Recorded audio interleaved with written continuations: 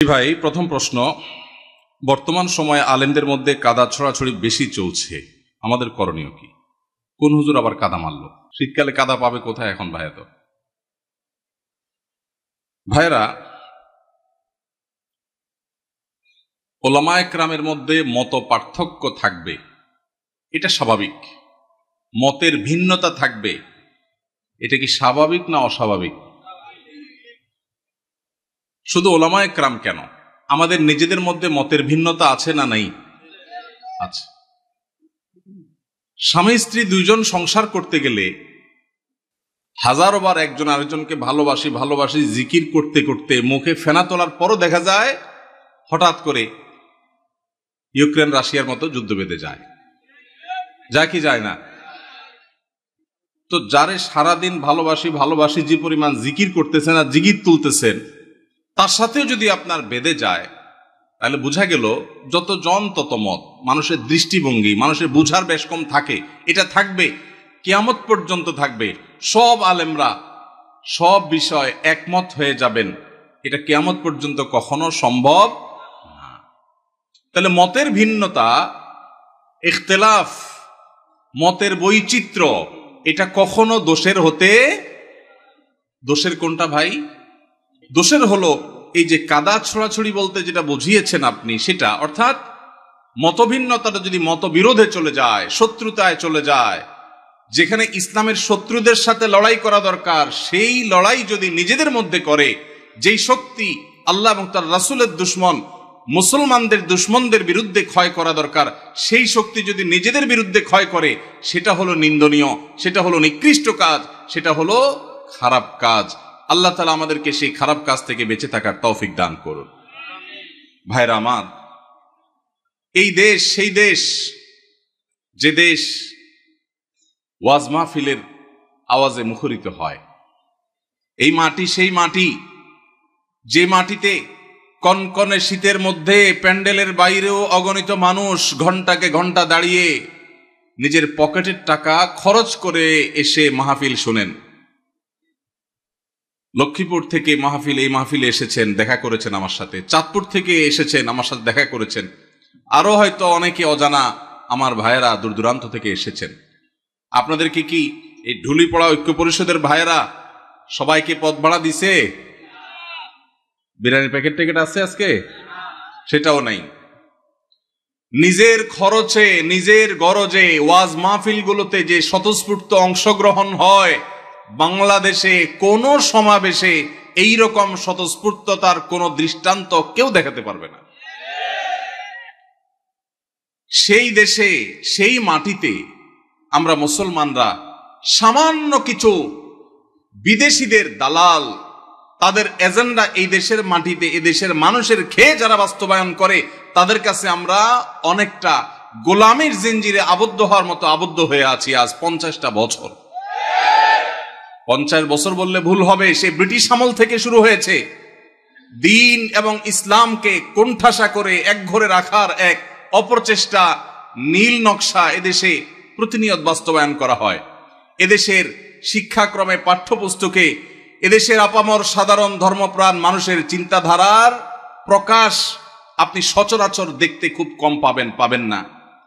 এদেশের সংবিধানে, এদেশের আইনে, এদেশের মিডিয়াতে, এদেশের আদালতে, এদেশের বিভিন্ন জায়গায় গণমানুষের আকাঙ্ক্ষা বলতে যা, সেটা খুব বেশি প্রতিফলিত হতে দেখবেন না। দেখবেন যে সব এজেন্ডা বাস্তবায়ন, বিভিন্ন জিনিস পুশ করানোর চেষ্টা, এত এত শয়তানি চক্রান্ত যেই মাটিতে চলে, সেই মাটিতে ইসলামপন্থীরা পরস্পর কাদা ছড়াছড়ি করবে, এর চাইতে নির্লজ্জতা, এর চাইতে দুঃখজনক ঘটনা মুসলমান জাতির জন্য আর কি হতে পারে? আল্লাহ তাআলা আমাদেরকে ভিন্ন ভিন্ন মত থাকা সত্ত্বেও পরস্পরের সাথে সৌহার্দ্যপূর্ণ সম্পর্ক বজায় রেখে, ভিন্ন ভিন্ন চিন্তা থাকা সত্ত্বেও কাঁধে কাঁধ মিলিয়ে, হাতে হাত মিলিয়ে যার যার আল্লাহ এবং তার রাসূলের পথে আহ্বানের মিশনকে আল্লাহ তাআলা সাকসেস করার তৌফিক দান করুন। ভাইরা আমার, সাপ যখন এসে যায়, যার হাতে যা থাকে সে তা নিয়ে ঝাঁপিয়ে পড়ে। কিভাবে সাপের ক্ষতি থেকে বাঁচা যায়, ঠিক না? ঠিক। আমাদের উচিত আমরা যে যেই মতের হই, যে যেই পথের হই, আমাদের কমন শত্রু, আপনার শত্রু, আমার শত্রু, ওনার শত্রু, সবার শত্রু যারা যারা আমাদের শত্রু হওয়ার ব্যাপারে কোনো ভিন্ন মত নাই, তাদেরকে আপনি আপনার মতো, আমি আমার মতো, উনি ওনার মতো, তাদেরকে দমনের পিছনে লেগে যাই। আমাদের নিজেদের পেছনে ছিদ্র খোঁজার কাজটা আল্লাহর ওয়াস্তে বন্ধ করে দিই।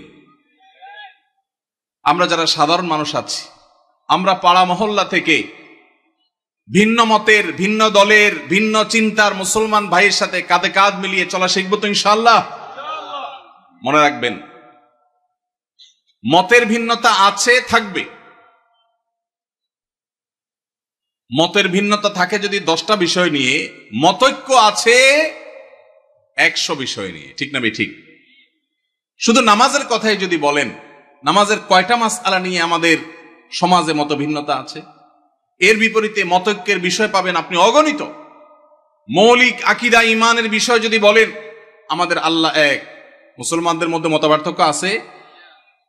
অনেকে শুধু মত পার্থক্য দেখে সকাল বিকাল, সারাদিন শুধু দেখে যে হুজুরদের এত মত পার্থক্য। আমি কত মত পার্থক্য? কি দেখেন আপনি এত? আমি তো দেখি না। নামাজ 5 ওয়াক্ত, এটা ইসলামের কি মেইন গুরুত্বপূর্ণ বিষয় না খুচরা বিষয়? সবচেয়ে গুরুত্বপূর্ণ বিষয়, তাই না? 5 ওয়াক্ত নামাজ 6 ওয়াক্ত না 4 ওয়াক্ত না, এই ব্যাপারে কোনো আলেমের, কোনো হুজুরের কোনো ভিন্নমত আছে? তাহলে আমাদের আল্লাহ এক, এটা নিয়ে কোনো ভিন্নমত নাই। আমাদের নামাজ 5 ওয়াক্ত, এটা নিয়ে কোনো ভিন্নমত নাই। ইসলামের রোকন 5টা, ভিন্নমত নাই। আমাদের হজ করতে হবে বাইতুল্লাহ গিয়া, অন্য কোথাও না, ভিন্নমত নাই। রমজান মাসে রোজা রাখতে হবে, ভিন্নমত নাই। বাবা মার সদাচরণ করতে হবে, ভিন্নমত নাই। আমাদের রাসূল এক, সেটা নিয়েও ভিন্নমত নাই। আমাদের মৌলিক যত জায়গা আছে, মেইন যত জায়গা আছে, তার সবগুলোতে আপনি দেখবেন কোনো ভিন্নমত নাই। শাখাগত বিষয়ে ভিন্নমত তো স্বামী স্ত্রীর মধ্যেও হয়, ভাই ভাইও হয়, বাপ ছেলেও হয়, পার্টনারেও হয়। তাহলে এই বিষয়ে আমাদের ভিন্নমত থাকবে, এটাই স্বাভাবিক। এই ভিন্নমত থাকা সত্ত্বেও আপনি এক পথে গেলে মনে করছেন ইসলামের লাভ হবে, আরেকজন মনে করছে আরেক পথে গেলে ইসলামের লাভ হবে, আমি মনে করছি আরেকটা পথে গেলে ইসলামের লাভ হবে। আমাদের নিজেদের মধ্যে কামড়াকামড়ির দরকার নাই। পথ কি আমারটা ভালো না আপনারটা ভালো, এটা নিয়ে গন্ডগোলের দরকার নাই। আপনি আপনার পথে, উনি ওনার পথে, আমি আমার পথে, দ্বীনের কল্যাণে, ইসলামের কল্যাণে কাজ করি। পারলে আমার ভিন্ন মতের ভাই, তারও যেহেতু উদ্দেশ্য ভালো, তাকে সহযোগিতা করি। সেটুকু যদি কলিজায় না দেয়, অন্তত আল্লাহর রাস্তে ঠেলাঠেলি খোঁচাখুচি বন্ধ করি। আপনারা যারা আজকের মাহফিলে এসেছেন, আপনাদের কাছে আমার উদাত্ত আহ্বান, এটা আপনার মহল্লার মসজিদ থেকে শুরু হতে হবে। ভিন্ন মতের মুসলমানের সাথে মুস্কি হাসি দিয়ে সালাম দেওয়া অভ্যাস করবেন। সম্ভব হলে বাসায় দাওয়াত করবেন, চেষ্টা করবেন তো ইনশাআল্লাহ। ভিন্ন মতের মুসলমানরে বাসায় দাওয়াত দিয়ে খাওয়াইলে সওয়াব হবে না গুনাহ হবে? কি বলেন ভাই, গুনাহ হবে? ভাই মদিনা শরীফ থেকে, মসজিদে নববীর সোহবতে থেকে, মদিনা ইসলামী বিশ্ববিদ্যালয় থেকে পড়াশোনা করে অনার্স মাস্টার্স করে আসছেন। সৌদি আরবে দায়ী ছিলেন, ঢাকা ইউনিভার্সিটিতে পড়াশোনা করেছেন, অনেক যোগ্য মানুষ। ভাই, অন্য মতের আহলে কেবলা, আহলুস সুন্নাত জামাতের শামিল ভাইকে দাওয়াত দিয়ে খাওয়াইলে, এমনকি যদি অন্য মতেরও হয়, রাসূল আকরাম সাল্লাল্লাহু আলাইহি সাল্লাম যদি অমুসলমানকে খাওয়ান, তো আমরা ভিন্ন মতের মুসলমানরে খাওয়াইলে সওয়াব হবে না গুনাহ হবে? ভাইকে একমত, সওয়াব হবে তো? আলহামদুলিল্লাহ। এখানকার সব হুজুররা একমত। আপনার বলেন হুজুরদের মধ্যে কোনো মিল নাই, মত পার্থক্য শুধু। কই মত পার্থক্য? আমরা 3 হুজুর একমত হয়ে গেছে আলহামদুলিল্লাহ। আমি আশা করি দেশে কোনো হুজুরের ভিন্ন মত নাই। এখন আমার প্রশ্ন, আপনি একজন তবলিগ জামাত করেন, আপনি জামাত ইসলামীর এক ভাইকে, চরনা বিশ্বাস মরিদ এক ভাইকে, আহলে হাদিস এক ভাইকে আপনার বাসায় শুধু আপনার মুসলমান ভাই হিসাবে দাওয়াত দিয়া খাওয়াইছেন। এই ঘটনাগুলো আমাদের দেশে বেশি হয় না কম হয়? কম হয় মানে সচরাচর খুব একটা দেখাই যায় না। আহা, আমাদের কলিজাগুলোকে একটু বড় করতে হবে যদি আমরা আল্লাহকে খুশি করতে চাই। আল্লাহ আমাদেরকে তৌফিক দান করুন। ওলামা একরামের মধ্যে মতভিন্নতা, এটা অনেক সময় আমরা বাড়াই, অনেক সময় আমাদের এই ক্যামেরা হুজুররা বাড়ায়। ক্যামেরা হুজুররা অহেতুক মিথ্যা ভুয়া থাম্বনেল দিয়া একজনের পিছনে একজনকে লাগাই দেওয়া হয়। সামান্য ভিউ কামানোর জন্য যারা আল্লাহর দ্বীনের ক্ষতি করছেন, যারা উলামা ইকরামের মধ্যকার সম্পর্ক নষ্ট করছেন, তারা আল্লাহকে ভয় করেন, এই টাকা জাহান্নামের আগুন হয়ে আপনাদেরকে স্পর্শ করবে। আমরা যারা সাধারণ মানুষ আছি, আমাদের কাজ কি? আমাদের কাজ হলো অন্তর থেকে সব মুসলমানকে ভালোবাসবো। চেষ্টা করা যাবে না ইনশাআল্লাহ? আমি আমার কাজ করব, ভালোবাসবো সবাইকে। কাজ আমি যেটাকে সঠিক মনে করছি সেটাই করব, কিন্তু আমার ভালোবাসা হবে সব মুসলমানকে। ঠিক আছে না ইনশাআল্লাহ? সব আহলে কিবলাকে, সব আহলে সুন্নাহ ওয়াল জামাতকে। আল্লাহ তাআলা আমাদের সবার দিলগুলোকে বড় করার তৌফিক নসিব করুন। আলহামদুলিল্লাহ, উলামা ইকরাম যুগের চ্যালেঞ্জ উপলব্ধি করতে সক্ষম হচ্ছেন। আমরা দেখতে পাচ্ছি চতুর্দিকে আলহামদুলিল্লাহ ভিন্ন ভিন্ন মতের উলামা ইকরাম একই মঞ্চে আলোচনা করছেন, উঠছেন, দেখা সাক্ষাৎ হচ্ছে। এটা একটা ভালো ইন্ডিকেটর, এটা ভালো আলামত। আমরাও মহল্লা মহল্লায় চর্চা শুরু করব। আমি যেটা বলেছিলাম, ভিন্ন মতের ভাইকে দাওয়াত দিয়ে খাওয়াবেন, তার বাসায় যাবেন, তার প্রতি সহমর্মী হবেন, তার জন্য দোয়া করবেন, তার ছেলে মেয়ের জন্য দোয়া করবেন। এর মাধ্যমে নিজেদের মধ্যে সম্প্রীতি এবং সৌহার্দ্য বাড়বে। আল্লাহ আমাদেরকে তৌফিক দান করুন। এরপরে প্রশ্ন, আজকাল হাই ভলিউমে গান শোনাটা ফ্যাশনে পরিণত হয়েছে, এটা থেকে কিভাবে পরিত্রাণ পেতে পারি আমরা? ভাইরা আমার, হাই ভলিউমে যারা গান শুনে, তারা আসলে কি গান শুনে না শোনায়? নিজে শুনতে হলে তো খুব বেশি হাই ভলিউমে গান শোনানোর দরকার নেই। নিজে শোনার জন্য তো লো ভলিউমে গান শোনাটা যথেষ্ট। যারা গান শুনতে চায়, মানুষ আছে একজন বা দুইজন এক জায়গায়, কিন্তু ফুল ভলিউম দিয়ে যখন ঝাঁকানাকা গান শুনছে, পুরো এলাকা কাঁপতেছে মাটি সহ, তারা কি নিজেরা আসলে গান শুনছে না শোনাচ্ছে? এজন্য প্রশ্নকর্তা ভাই যে ফ্যাশন লিখেছেন, খুব যথার্থ লিখেছেন।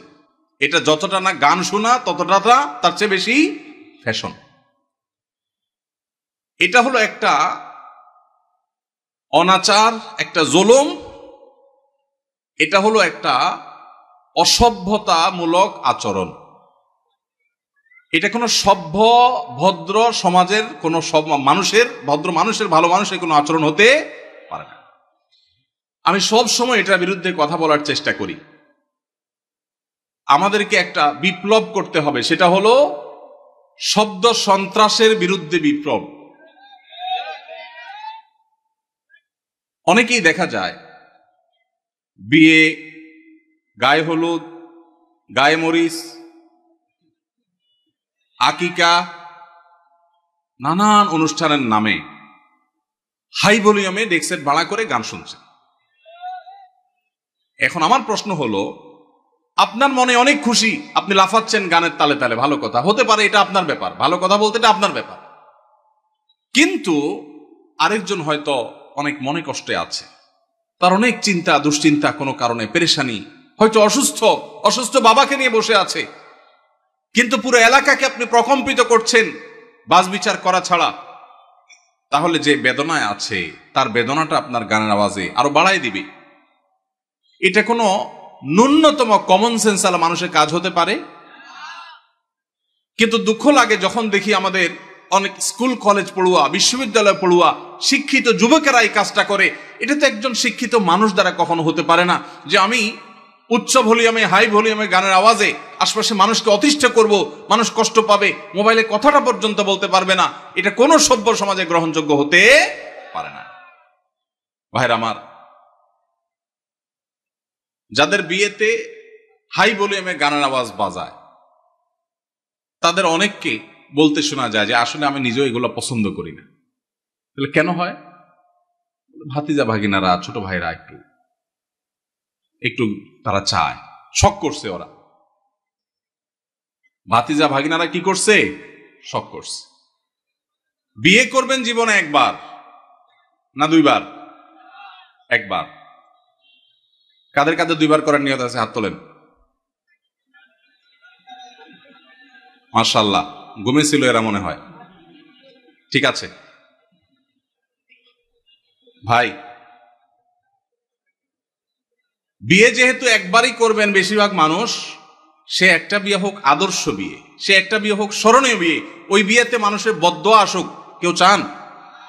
তাহলে ভাতিজা ভাগিনা কেন, আরো কেউ যদি বলে, ছোট ভাইরাও যদি বলে, তাহলে সেই অনাচার আমরা করতে দেব না ইনশাআল্লাহ।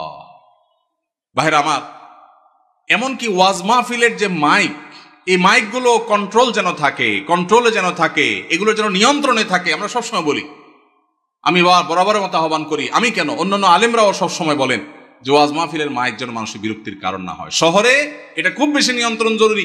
গ্রামে যেখানে মাহফিল হয়, পুরা গ্রামের মানুষ মাহফিল শোনার জন্য প্রস্তুত থাকে। দূর দূরান্ত থেকে নায়ুরিরা বাপের বাড়ি বেড়াইতে আসে, যখন মাহফিল হয় সবাই প্রস্তুত থাকে। তারপরও মাইকের আওয়াজটা যেন কারোর মোবাইলে কথা বলা অসম্ভব হয়ে যায়, এই পর্যায়ে যেন না থাকে। ভলিউমটা যেন নিয়ন্ত্রণে থাকে, অন্তত যেগুলো প্যান্ডেলের বাইরে থাকবে যতটা সম্ভব। এবং গভীর রাত পর্যন্ত অন্য ধর্মের মানুষের, অসুস্থ রোগীদের, সকালবেলা স্কুলগামী বাচ্চাদের, মাদ্রাসাগামী বাচ্চাদের বা যাদের ডিউটি আছে তাদের যেন কষ্টের কারণ না হয়। আল্লাহ আমাদের সবাইকে দায়িত্বশীল আচরণ করার তৌফিক নসিব করুন। এরকম হাই ভলিউমে যখন গানের আওয়াজ হবে, আমি আপনাদের সবার কাছে উদাত্ত আহ্বান রাখতে চাই, পাড়ায় মহল্লায়, গাড়িতে, বাড়িতে, যেখানে দেখবেন যে হাই ভলিউমে কোনো গানের আওয়াজ দিয়ে মানুষকে অতিষ্ঠ করা হয়, কয়েকজন মানুষ মিলে গিয়ে সেই গান শোনা ভাইদের পিঠে হাতটা রেখে তাদেরকে স্নেহের পরশ দিয়ে বোঝাবেন, আমার আনন্দ যদি আরেকজনের বেদনার কারণ হয়, এটা কখনো সভ্য মানুষের আচরণ হতে পারে না। তাদের অনেকের সেন্স নেই। আমরা যদি কয়েকজন গিয়ে তাদেরকে বুঝাই, তাহলে আশা করা যায় এটা বন্ধ হবে ইনশাআল্লাহ। সবার চেষ্টা করবো তো ইনশাআল্লাহ। আমার জীবনে আমি বহুবার এই কাজটা করেছি, আল্লাহ আমাকে তৌফিক দিয়েছেন। বহুবার গভীর রাতে আওয়াজ শোনা যাচ্ছে গানের, আমি একা নেমে গেছি। এমনও হয়েছে গিয়ে যারা গানের আওয়াজে সবাইকে অতিষ্ঠ করছে তাদের হাতে পায়ে ধরে সেটা থামিয়েছি। আমরা যদি সবাই জাগ্রত হই, সবাই যদি দাঁড়িয়ে যাই, তাহলে এই অনাচার করা মানুষের সংখ্যা সমাজে হাতে গোনা কিছু, ইনশাআল্লাহ এই অনাচার বন্ধ হয়ে যাবে। ঠিক কিনা বলেন? অতএব বিয়ে, বিনোদন, ধর্ম, রাজনীতি, যে নামেই হোক, মানুষকে অতিষ্ঠ করে, মানুষের কষ্টের কারণ হয়, সেরকম কোন শব্দ, সেরকম কোন উচ্চ শব্দের আওয়াজ, এটা কোনোভাবেই গ্রহণযোগ্য হতে পারে। সবাই আমরা সমাজে জাগ্রত হব তো ইনশাআল্লাহ। মসজিদে মসজিদে আমাদের যুবকদের কাজ হবে, এই এলাকায় কোন প্রকার শব্দ সন্ত্রাস কেউ করলে আমরা সেটাকে থামাবার উদ্যোগ নেব। চেষ্টা করা যাবে না ইনশাআল্লাহ? আমি কাউকে আইন হাতে তুলে নিতে বলছি না, কিন্তু আমাদের সবাইকে দায়িত্বশীল আচরণ করতে হবে, সৎ কাজের আদেশ, অসৎ কাজের বাধা প্রদান করতে হবে ইনশাআল্লাহ। ইমাম সাহেবকে মূল্যায়ন না করলে কি গুনাহ হবে? কিভাবে মূল্যায়ন করব? ইমাম সাহেবদের মূল্যায়ন না করলে গুনাহ তো অবশ্যই হবে। ইমাম সাহেবরা হলেন ওলামায়ে কেরাম, নবীদের ওয়ারিস। তাদের এই সমাজ তেমন কোনো মূল্য দেয় না। মুসলিম প্রধান রাষ্ট্র, বেশিরভাগ ট্যাক্স পেয়ার মুসলমান, অথচ 4 লক্ষ মসজিদের ইমাম সাহেবকে যদি রাষ্ট্র মূল্যায়ন করত, তাহলে রাষ্ট্রের চেহারাই পরিবর্তন হয়ে যেতে পারত। 4 লক্ষ মসজিদের যে নেটওয়ার্ক সারা দেশে আছে, রাষ্ট্র যদি এই ইমাম সাহেবদেরকে রাষ্ট্রের বিভিন্ন গুরুত্বপূর্ণ কাজে তাদেরকে যদি ইনভলভ করত, প্রশিক্ষণ দিয়ে প্রস্তুত করত এবং তাদের থেকে যদি সার্ভিস নিত, তাহলে দেখা যেত রাষ্ট্রের অনেক বড় বড় কাজ মসজিদের ইমাম সাহেবদের দ্বারা সমাধা করা যেত। এত বিশাল লোকবল, এত বিশাল জনগোষ্ঠী, মসজিদের এত বিশাল বড় প্ল্যাটফর্ম, এত বড় মিডিয়া, এই সবগুলোকে রাষ্ট্র যদি অন করত, রাষ্ট্রের চেহারায় চেঞ্জ হয়ে যেতে পারত। কিন্তু ওই যে বলছিলাম, সে ব্রিটিশ আমল থেকে শুরু হয়েছে, আজও পর্যন্ত মুসলমানের দেশে মুসলমানরাই সবচেয়ে বেশি কোণঠাসা এবং দুর্বল। মুসলমানরাই সবচেয়ে বেশি বৈষম্যের শিকার, জুলুমের শিকার। ওলামায়ে কেরাম, মুসলমান প্রধান সমাজে যাদের মূল্য থাকার কথা, তাদের সমাজ রাষ্ট্র মূল্য দেয় না, এমনকি আমরা সমাজের মানুষও মূল্য দেই না। ঠিক না বেঠিক? ইমাম সাহেবদের মূল্যায়ন কিভাবে করবেন? তাদের মূল্যায়ন করবেন, তাদেরকে সবচেয়ে বেশি সম্মান করবেন। কারণ নবী করিম সাল্লাল্লাহু আলাইহি ওয়াসাল্লাম বলেছেন, মাল্লাম ইউবাজ্জিল আলিমানা ফালাইসা মিন্না, যে ব্যক্তি আমার উম্মতের আলিমদেরকে সম্মান দেয় না, মর্যাদা দেয় না, ইজ্জত দেয় না, সে আমার উম্মত হতে পারে না। অতএব আপনার মসজিদের ইমাম সাহেব আপনার কাছে সম্মানিত হতে হবে। কমিটির লোক, মুসল্লি ভাইয়েরা, তাদেরকে চাকরের মতো আচরণ করতে পারবেন না, তাদেরকে শ্রদ্ধা করবেন। তারা নেতার মতো মর্যাদা দিবেন, তাদের সঠিক কথাগুলো বলার অধিকার দিবেন, সুযোগ দিবেন, তাদের মিম্বরে স্বাধীনভাবে কথা বলার সুযোগ দিবেন, তাদের গলা চিপে ধরতে কাউকে দিবেন না। ইমাম সাহেবরা তাদের সম্মানজনকভাবে চলার মতো বেতন দিবেন, সম্মানী দিবেন, থাকার ব্যবস্থা করবেন, কারণ তারা অন্য কোনো কাজে এঙ্গেজ হতে পারেন না, ইমামতি করতে গিয়ে তারা এখানে এঙ্গেজ থাকতে হয়। অতএব তাদের জীবনযাপন যেন সম্মানজনকভাবে হয়। পৃথিবীর অন্য যে কোনো মুসলমান দেশে, পৃথিবীর অন্য যে কোনো মুসলমান প্রধান দেশে মসজিদের ইমাম সাহেবরা আমার ক্ষুদ্র জ্ঞান অনুযায়ী বাংলাদেশের ইমাম সাহেবদের চাইতে ভালো অবস্থানে আছে অর্থনৈতিকভাবে। দুর্ভাগ্য আমাদের দেশে মানুষের, যে আমাদের দেশে মানুষের অনেক ভালো ভালো গুণ থাকলেও মসজিদে ইমাম খতিব সাহেবদের সম্মানী, তাদের বেতন ভাতা এগুলো দেওয়ার ব্যাপারে আমাদের বেশিরভাগ মসজিদ কমিটির লোকেরা কার্পণ্য করে। মনে করে ইমাম সাহেবের বেতন আবার 20-30 হাজার টাকা, এত টাকা দিয়ে উনি কি করবে? এই এলাকায় যে সমস্ত ইমাম সাহেবরা আছেন, আমি কি কাউকে দেখতে পারি কেউ আছেন ইমাম সাহেবরা? কোথায়? আপনার বেতন কত ভাই? পুরুষের নাকি বেতন জিজ্ঞেস করলে এটা নাকি আয়ব, আপনি মনে কষ্ট নিয়েন না, এটা শুধু একটু বোঝার জন্য। কত? আপনি ইমাম, আপনি ইমাম, আপনার কত? দোনোজনের 7,000 7,000। কোন এলাকার আপনারা? ওনাদের বাইরের মসজিদ। আপনি কোন মসজিদের ইমাম? বড় মসজিদ নাম কি? পশ্চিমপাড়া বড় মসজিদ। পশ্চিমপাড়া বড় মসজিদের কমিটির লোকজন কারা আছেন? কোন মসজিদ? কই? উনি পূর্বপাড়া। হ্যাঁ, পূর্বপাড়া মসজিদের মসজিদ কমিটির লোকেরা কেউ ভাই আছেন? হাত তোলেন, হাত তোলেন, হাত তোলেন, নাহলে আশপাশের লোকজন বাইর করে দিবে কিন্তু। হাত তোলেন। আছে পূর্বপাড়া কেউ আছে? আছে? থাক, আমরা ওনাকে দেখাতে চাই না। আছে? পশ্চিমপাড়ার আছেন? আছেন। আর ইমাম সাহেব নাই? কই কই ভাই ইমাম সাহেব, আপনি কোন পাড়ার?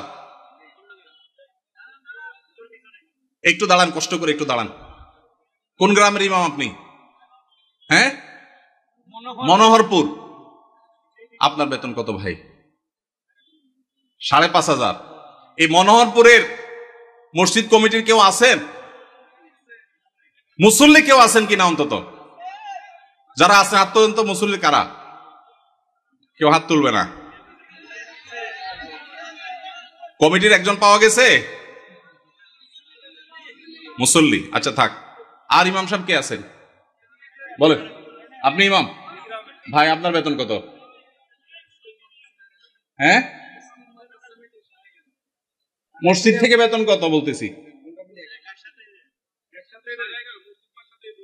মসজিদ মাদ্রাসা দুই ডিউটি বেতন 11.5। তার মানে আমরা যদি 5.5 ধরি, তাহলে 5.5 মসজিদ থেকে বলা যায়। 5 ওয়াক্ত নামাজ পড়ান, ইমামতি করেন, 5 ওয়াক্ত নামাজ পড়ান, 5,500 জুমা সহ। আপনার কোন এলাকা? এই গ্রামের নাম বলেন? ডুলিপাড়া।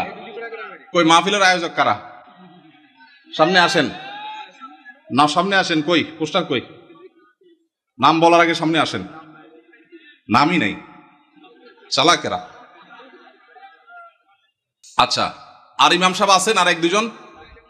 কই ভাই, কোন এলাকার? পাশের এলাকার। বেতন কত? হ্যাঁ, 8,000। কোন এলাকার? নোয়াগ্রাম। নোয়াগ্রামেরও ভাইরা নিশ্চয় আছেন। আমি আপনাদের শরম দিতে চাই না, আপনাদের কারো হাতও তুলতে চাই না। ইমাম সাহেবদের জবানবন্দি নিলাম, ধন্যবাদ। আর কোন ইমাম সাহেব আছেন? মুরব্বী দাঁড়ান একটু। ইমাম সাহেব দাঁড়ান কষ্ট করে। কোন এলাকার ভাই? জি,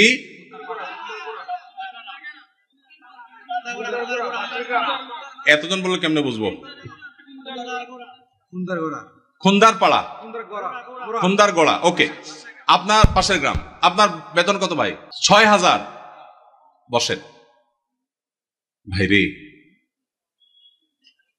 প্রশ্ন প্রসঙ্গে চলে আসলো, এতজন ইমামের জবানবন্দি আমরা নিলাম। হয়তো খুঁজলে আরো 10-20 জন ইমাম পাওয়া যাবে। অনেকে হয়তো চক্ষু লজ্জায় হাতটা উঠাচ্ছেন না, বলছেন না। ভাইরা আমার, এটা আমাদের জন্য, বাংলাদেশের মানুষের জন্য লজ্জা, অনেক বড় লজ্জার বিষয়। পৃথিবীর অন্য যে কোনো দেশের সাথে আপনি যদি তুলনা করেন, শুধু সৌদি আরবের কথা যদি বলি, আমি 10 বছর সৌদি আরবে ছিলাম। আমাদের শেখ সাইফুল্লাহ মামুন ভাই দীর্ঘদিন সৌদি আরবে ছিলেন। সৌদি আরবের সকল মসজিদের ইমাম সাহেবরা ইমামতি করে যেই সম্মানই পান, সেটা এভারেজে 5 থেকে 7,000 সৌদি রিয়াল পাশাপাশি বাসা, বিশাল বড় বাংলো, সাধারণ বাসা না, বিরাট এরিয়া নিয়ে বাংলো, এইটা হলো তাদের এক্সট্রা ডিউটি, এক্সট্রা ইনকাম প্রত্যেক ইমাম সাহেবের। এমনকি মক্কার মসজিদে হারামের ইমাম এবং মুয়াজ্জিন, মসজিদে নববীর ইমাম এবং মুয়াজ্জিন সবাইরই এই পেশার বাইরে তাদের আরেকটা মূল পেশা আছে। যারা খুব বেশি শিক্ষিত তারা বিশ্ববিদ্যালয়ের শিক্ষক। যেমন মসজিদে হারাম মক্কার যদি বলেন একজন একজন করে সমস্ত ইমামদের কথা বলা যাবে প্রায়, যে সবাই প্রায় কোনো না কোনো হয় আদালতে বিচারপতি, আর না হলে কোন বিশ্ববিদ্যালয়ের প্রফেসর। এটা মসজিদে হারাম শরীফের ইমামদের কথা বলতেছি, সব পিএইচডি হোল্ডার, বড় বড় আলেম, হয় জাজ, জাস্টিস অথবা বিশ্ববিদ্যালয় শিক্ষক। হারাম শরীফের একজন মুয়াজ্জিন, দুইজন মুয়াজ্জিনের অফিসে আমি গিয়ে সাক্ষাৎ করেছি, আপনিও ছিলেন সাথে, শেখও ছিলেন সাথে। এক বাংলাদেশি ওই মুয়াজ্জিন সাহেব, হারাম শরীফের মুয়াজ্জিন, ওনার খেদমত করে। আমাকে বলে যে, আমরা হোটেলে ছিলাম, বলো যে ভাই আমি তো হারামের মুয়াজ্জিনের খেদমত করি, ওনার অফিসে চাকরি করি, টি বয়, বাংলাদেশি ভাই। বলে যে ওনাকে বলছি যে আমার দেশে এক হুজুর আসছে, ওমরা করতে, দেখা করতে যাবেন কেন? হারাম শরীফের মুয়াজ্জিনের সাথে দেখা করাও তো সৌভাগ্যের বিষয়, চলেন যাই। গেলাম, যায় দেখি একটা কোর্টে উনি একটা সাধারণ একটা ডেস্কে চাকরি করেন, হারামের মুয়াজ্জিন।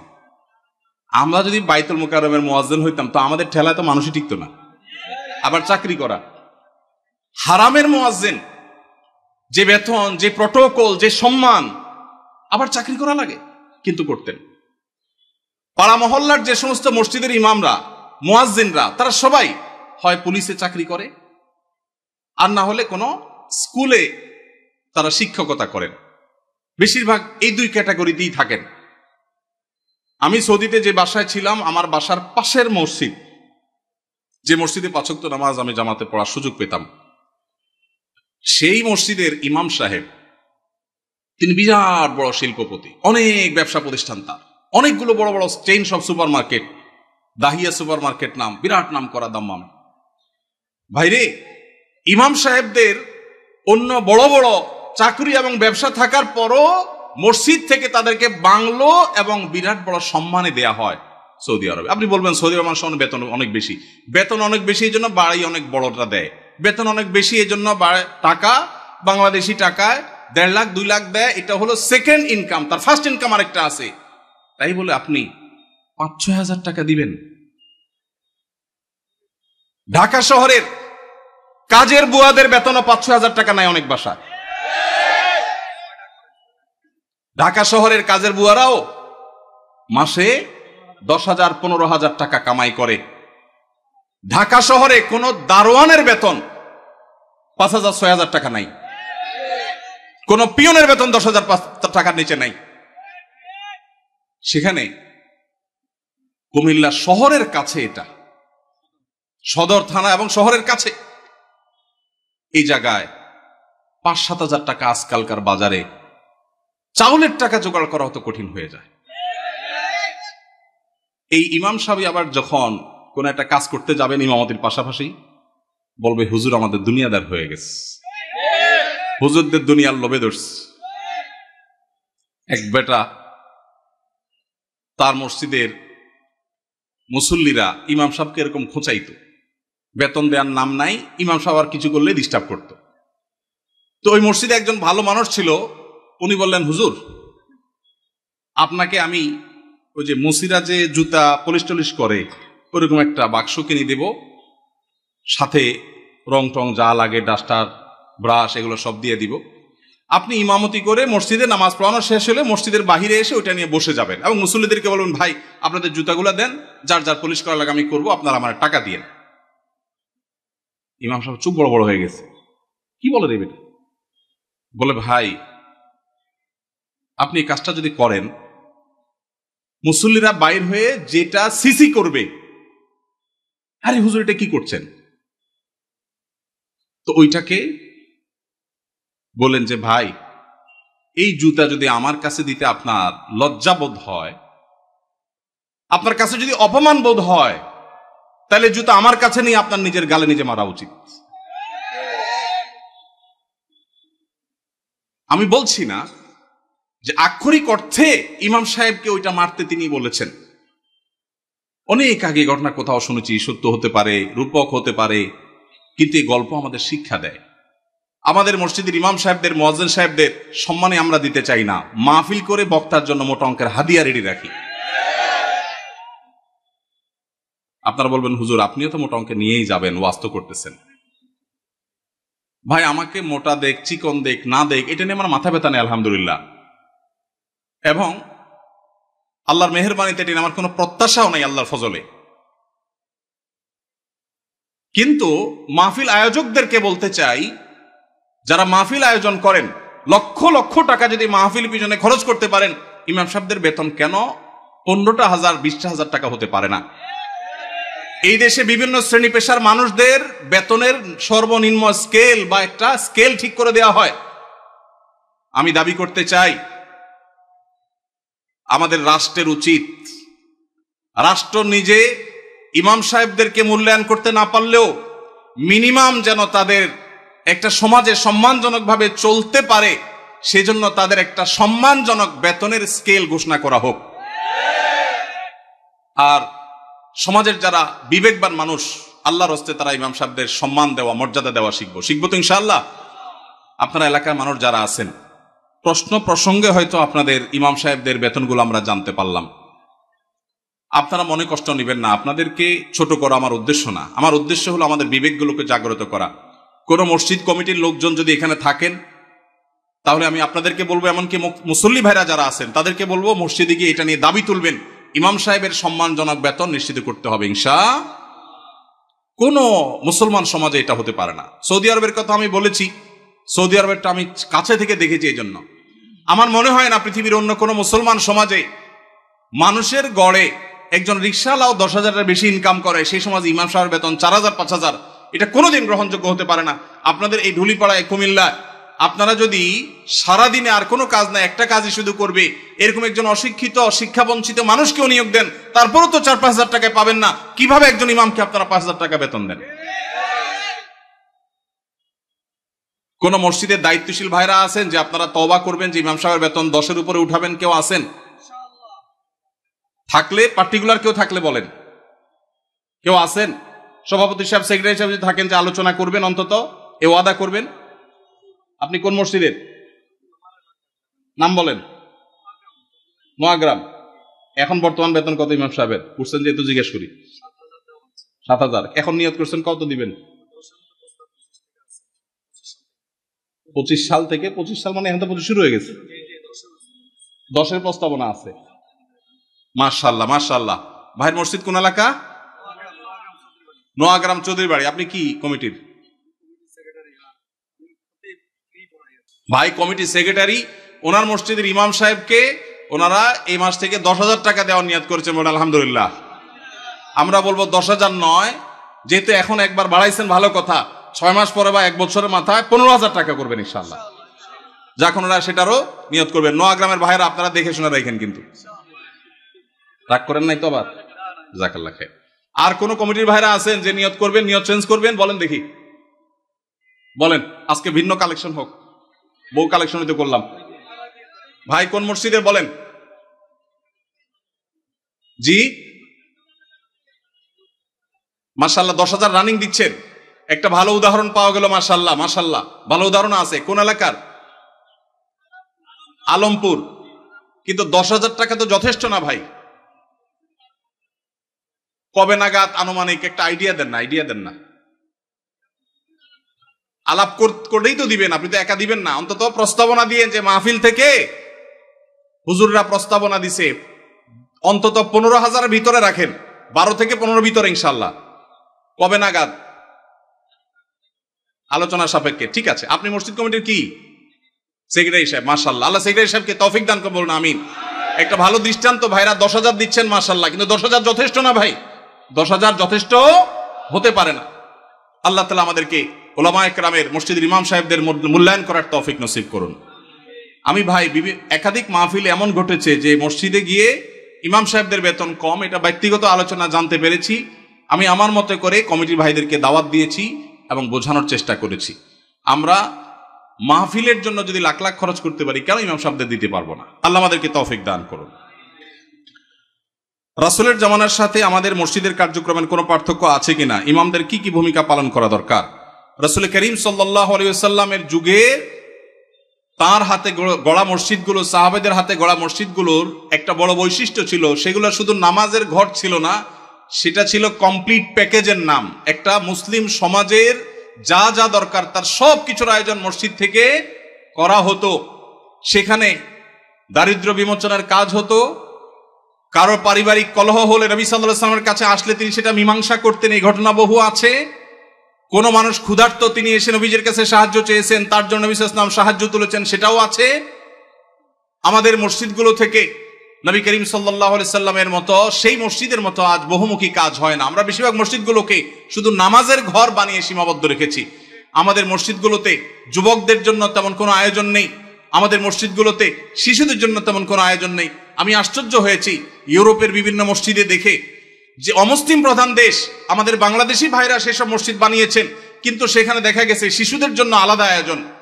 আপনারা এখানে যারা আছেন, কয়টা মসজিদ আছে বলতে পারবেন যে আমাদের মসজিদে শিশুদের জন্য সুস্থ সংস্কৃতি চর্চার, আমাদের সমাজে মসজিদে বাচ্চাদের জন্য নামাজে আসলে বিনোদনমূলক, তাদের জন্য প্রণোদনামূলক ব্যবস্থা আছে, এরকম ব্যবস্থা আছে কয়টা মসজিদে ভাই? খুব একটা নাই, বরং উল্টা আরো ধমক দেয় বলে। মসজিদে আসলে ধমক দেওয়ার কালচার আছে, বন্ধ করতে হবে এই কালচার। মসজিদে বাচ্চারা টুকটাক ডিস্টার্ব করলে ধৈর্য ধারণ করতে হবে, বেশি ডিস্টার্ব করলে তাদেরকে সুন্দর করে বুঝাইতে হবে, অভিভাবককে বুঝাতে হবে আজকের শিশু আগামী দিনের মুসল্লি। নবী করিম সাল্লাল্লাহু আলাইহি সাল্লাম খুতবা দিচ্ছিলেন জুমার। হাসান বা হোসেন রাদিয়াল্লাহু তাআলা আনহুমা দৌড়ে আসছিলেন নানার দিকে, জামা পেঁচায়া শরীরের সাথে পড়ে গেছেন। নবীজি মিম্বর থেকে নেমে দূরে গিয়ে নাতিকে কোলে নিয়ে আবার এসে মিম্বরে দাঁড়ালেন, তারপর খুতবা কন্টিনিউ করলেন। আপনার মসজিদের ইমাম সাহেব করলে চাকরির কি হাল থাকবে বলেন? চাকরি থাকবে? নবী করিম সাল্লাল্লাহু আলাইহি সাল্লামের জায়গায় আমরা যদি হতাম তো বলতাম, মেয়েকে যে বলতাম, মা অন্তত আমার খুতবার সময়টা তো ধরে রাখবা। বলতাম কি বলতাম না? আমার নবী করিম সাল্লাল্লাহু আলাইহি সাল্লাম সেরকম কথা বলেছেন বলে জানা যায় না। তিনি সিজদায় গেছেন জামাতে নামাজে, ভাই একাকী না, মসজিদে তিনি ইমামতি করছেন, তার পিঠের উপরে হাসান হোসেন যখন উঠে বসছেন, নবী সাল্লাল্লাহু আলাইহি ওয়াসাল্লাম আর তাদেরকে নামানোর জন্য কোনো কসরত করেন নাই। ওই অবস্থায় তিনি অপেক্ষা করছেন, সিজদার তাসবিহ বাড়াচ্ছেন, সময় যাচ্ছে। নাতির ঘোড়ায় চড়ার শখ পূরণ হওয়ার পর যখন পিঠ থেকে নামছে, তখন নবী সাল্লাল্লাহু আলাইহি ওয়াসাল্লাম মাথা উঁচু করছে। এরপরে নামাজ শেষে সাহাবীরা জিজ্ঞেস করছে, হে আল্লাহর রাসূল, আজকে সিজদা একটু লম্বা হয়েছে, ব্যাপার কি? কি কোনো ওহী আসলো নাকি বিশেষ কোনো নির্দেশ কি? তখন নবী সাল্লাল্লাহু আলাইহি ওয়াসাল্লাম বললেন, সেরকম কিছুই না, আসলে নাতি পিঠের উপর উঠেছিল, আমি তাকে নামাতে চাইনি, সে নেমেছে, তারপরে তিনি নবী সাল্লাল্লাহু আলাইহি ওয়াসাল্লাম মাথা উঁচু করেছেন।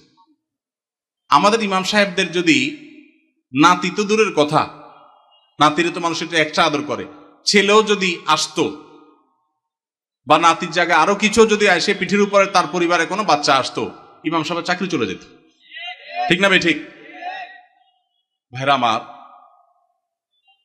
যদি নবী সাল্লাল্লাহু আলাইহি ওয়াসাল্লামের পিঠে নাতি উঠার পরও নবী সাল্লাল্লাহু আলাইহি ওয়াসাল্লাম ফাতেমা রাদিয়াল্লাহু তাআলা আনহাকে এই কথা বলার কথা হাদিসে পাওয়া যায় না যে নামাজের পর নবী সাল্লাল্লাহু আলাইহি ওয়াসাল্লাম ফাতেমা রাদিয়াল্লাহু বসে বলেছেন, বললে সেটা অবশ্যই হাদিসে আসতো। নবী সাল্লাল্লাহু আলাইহি ওয়াসাল্লামের ব্যক্তিগত জীবনের যে সমস্ত বিষয় থেকে উম্মতের শিক্ষা আছে তার সবগুলো হাদিসে আসে।